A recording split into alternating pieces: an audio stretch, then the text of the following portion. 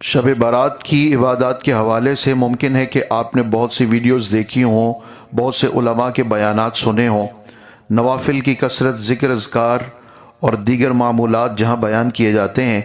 وہاں جس چیز کا ذکر میں آپ کے سامنے کرنے والا ہوں، مجھے بہت امید ہے کہ ممکن ہے کہ آپ پہلی مرتبہ ایسی بات سن رہے ہوں عبادات کے حوالے سے، معمولات شب برات کے حوالے سے۔ اس شب کو تازہ کرنا اور دیگر تمام راتوں سے ممتاز طور پہ اللہ تعالیٰ کی عبادت کرنا، نوافل کے اندر یا نماز کے اندر، ذکر اذکار میں، درود و سلام میں، خطابات اور بیانات کی سماعت میں یا دیگر نہایت ہی خیر کے امور میں اپنا یہ وقت گزارنا، یہ بہت ہی سعادت مندی ہے، اور ہمارے اکابرین کے معمولات میں یہ بات شامل رہی ہے۔ معمولات و عبادات شب برات کے حوالے سے جن چیزوں کا تذکرہ میں آپ کے سامنے رکھنے لگا ہوں، اگر یہ آپ کو پسند آئے تو لازماً اس کو آگے شیئر کیجئے گا، اور دیگر افراد کی بھی معلومات میں نہ صرف اضافہ کیجئے گا بلکہ ان کی بہتر طور پہ رہنمائی کا فریضہ سر انجام دیتے ہوئے ان کے لیے آسانی کا معاملہ پیدا کیجئے گا۔ اس میں دو عبادات ہیں، ایک رات کی عبادت ہے جو ہم شب بیداری میں عبادات میں گزارتے ہیں، اور اگلا دن ہے روزے کا۔ ان دونوں کے حوالے سے آپ سماعت فرمائیے گا۔ نوافل کی کثرت کی جاتی ہے، صلاۃ الخیر پڑھی جاتی ہے، صلاۃ الحاجت پڑھی جاتی ہے، 100 نوافل ادا کیے جاتے ہیں۔ یہ نوافل ادا کرنا یاد رکھیے گا ان لوگوں کے لیے ہیں جن کی زندگی کے تمام تر فرائض پہلے مکمل ہو چکے ہیں، جن کی کوئی فجر کی نماز، ظہر یا عصر کی نماز، مغرب یا عشاء کی نماز یا وتر کی نماز نہیں رہتی، جن لوگوں کے ذمے پچھلی نمازیں قضا ابھی لازم ہیں۔ وہ لوگ اگر ساری زندگی بھی نوافل کے ساتھ اپنے ان فرائض کو پہنچنا چاہیں تو اللہ تبارک و تعالیٰ کے ہاں ان فرائض کی معافی تلافی نہیں ہوتی، اور کوئی بھی نفل ساری زندگی بھی کسی ایک فرض کا بدل نہیں ہو سکتا۔ حضرت سیدنا شیخ عبد القادر جیلانی، حضرت سیدنا شیخ شہاب الدین سہروردی رحمۃ اللہ تعالی علیہما، ان کے اقوال مبارکہ میں یہ ملتا ہے کہ جو شخص اپنے فرائض چھوڑ بیٹھا ہو اور پھر نوافل پڑھتا ہو تو اس کے نوافل مقبول نہیں ہوتے۔ اس سلسلے میں میری آپ سے گزارش یہ ہے کہ وہ حضرات جو خصوصی اہتمام کرتے ہیں 100 رکعات ادا کرنے کا، تو آپ 100 رکعت نماز نفل ادا کریں، اس کے باوجود بھی آپ کی کوئی فجر کی 2 رکعتیں بھی معاف نہ ہوں، تو اس لیے خصوصی طور پر یہ اہتمام فرمائیے۔ اگر آپ صرف 2 رکعت کر کے نماز ادا کریں تو آپ اپنی زندگی کے 50 دنوں کی فجر کی نماز ادا کریں، یہ 100 رکعات مکمل ہو جائیں گی۔ اگر تو آپ کو یاد ہو کہ آپ نے کس کس دن کی فجر کی نماز چھوڑی ہے تب تو بہتر، لیکن اگر یہی علم نہ ہو تو پھر آپ ادا کرتے ہوئے یہ نیت کریں، 2 رکعت نماز فجر، آخری فجر کی نماز جو میری قضا ہوئی وہ ادا کرنے کی نیت کرتا ہوں، یا پہلی فجر کی نماز جو میری قضا ہوئی وہ ادا کرنے کی نیت کرتا ہوں۔ تو 2 رکعات ادا کر کے جب آپ 50 دنوں کی نمازیں ادا کریں گے تو آپ کی 100 رکعات مکمل ہو جائیں گی۔ اس سلسلے میں دوسری آپشن آپ کے لیے یہ ہے کہ آپ اپنی قضا نمازوں میں 2 رکعت نماز فجر، اس کے بعد 4 رکعتیں فرض ظہر کے، ٹوٹل ہو گئی 6، 4 رکعتیں عصر کی، ٹوٹل ہو گئی 10، 3 رکعتیں مغرب کی، ٹوٹل ہو گئی 13، 4 رکعات نماز عشاء، ٹوٹل ہو گئی 17، اور 3 رکعات وتر کے۔ یہ ٹوٹل ایک دن کی جو نمازیں آپ نے قضا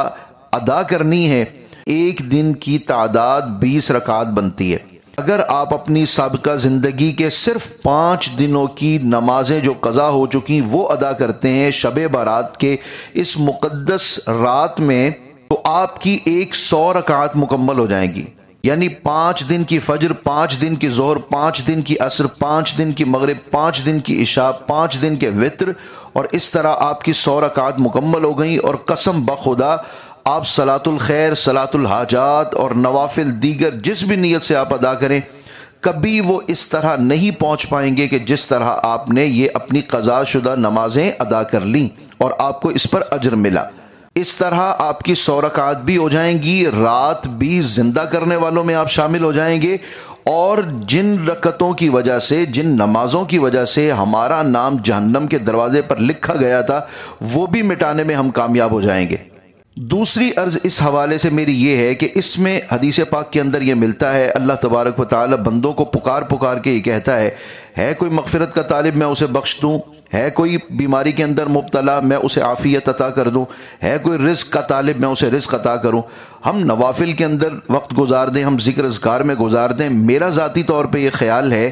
کہ آپ زیادہ سے زیادہ وقت اللہ تبارک و تعالیٰ کی بارگاہ میں طلب کے اندر گزاریے، اللہ تعالیٰ سے مانگنے میں گزاریے۔ تھوڑی سی عبادت کرنے کے بعد ہاتھ اٹھا لیں اس کی بارگاہ میں، بار بار مانگتے چلے جائیں، بغیر ہاتھ اٹھائے مانگیں، ہاتھ اٹھا کے مانگیں، رو رو کے مانگیں، گڑ گڑا کے مانگیں، سجدے میں مانگیں، عربی میں مانگیں، اردو میں مانگیں، اپنی زبان کے اندر مانگیں، جس طرح بھی اس سے طلب کرنا ہے بار بار اس سے طلب کیا جائے۔ مگر یہ نہیں ہے کہ ہم 3-3 4-4 گھنٹے صرف عبادت کے اندر تو مصروف ہوں، لیکن ہمارے لیے خصوصی طور پہ دعا کے آخری صرف اور صرف 20 منٹ ہوں،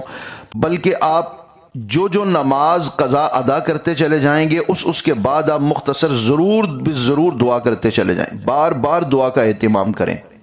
اور اگر آپ نفل ادا کرنا ہی چاہیں، دل نہیں مانتا ہو کہ نفل ادا کیے بغیر تو مجھے کوئی تسلی نہیں ہوتی،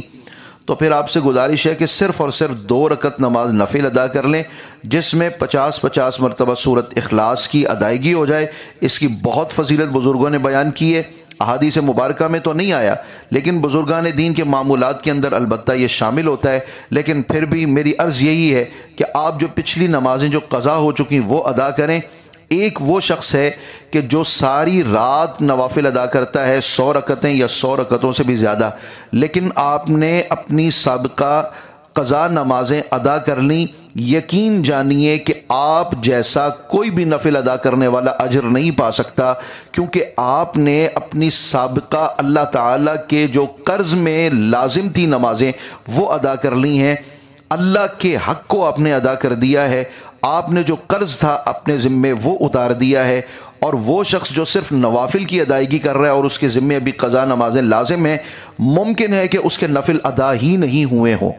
اسی طرح 15 شعبان المعظم کے دن کی عبادت کے متعلق میری گزارش یہ ہے کہ آپ نے 15 شعبان المعظم کا روزہ رکھنا ہے، مگر آپ کے پچھلے رمضان کے یا اس سے پچھلے رمضان المبارک کے کوئی نہ کوئی روزے باقی ہوں گے، کسی سفر کی وجہ سے، کسی بیماری کی وجہ سے یا کسی اور سبب سے روزہ چھوٹ گیا ہوگا۔ اب وہ رمضان المبارک کا فرض روزہ تو لازم ہو ہمارے ذمے، لیکن ہم شعبان المعظم کا نفلی روزہ رکھ رہے ہوں تو یقین جانیے کوئی بھی نفل روزہ ہو یا وہ حج ہو یا وہ کوئی بھی عبادت ہو، وہ فریضے کے درجے کو کبھی نہیں پا سکتی، وہ فریضے کا درجہ کبھی بھی حاصل نہیں کر سکتی۔ اس وجہ سے گزارش یہ ہے کہ 15 شعبان المعظم کو جو روزہ آپ رکھتے ہیں وہ رمضان المبارک میں جو پچھلے رمضان میں یا اس سے پہلے جو آپ کا روزہ قضا ہوا اس کی ادائیگی کی نیت کر لیجئے، آپ کا قضا روزہ بھی ادا ہو جائے گا، اور شعبان المعظم کے اس 15ویں روزے کا جو اجر و ثواب لکھا ہے وہ بھی آپ کے لیے لکھا جائے گا، اور نہایت ہی بہترین انداز میں آپ کا یہ روزہ ہو جائے گا۔ اس وجہ سے اس عبادت کے مشغلے کو اختیار فرمائیے، جس بھی رات میں عبادت کا آپ کا ارادہ ہو ان چیزوں کو اپنائیے تاکہ آپ کو اس کا فائدہ دنیا میں بھی ہو اور آخرت میں بھی ہو، اور آپ کے ذمے جو اللہ تعالیٰ کے حقوق ہیں، جو اللہ تعالیٰ کے قرض ہیں، ان کی ادائیگی سے بھی ہم سبکدوش ہو سکیں۔ اگر آپ کو یہ بات پسند آئے تو آپ اس کو وربلی آگے لوگوں تک پہنچائیے گا یا اسی ویڈیو کو آگے شیئر کر دیجیے گا۔ اللہ تبارک و تعالیٰ شب بارات کی ان مبارک ساعتوں کے صدقے سے ہم سب کی بخشش اور مغفرت فرمائے، اور اپنی عطاؤں کے دروازے ہم پر، ہمارے گھر پر، ہماری معیشت پر، ہمارے پورے کے پورے معاشرے پر اور ہماری ملت اسلامیہ پر نازل فرمائے۔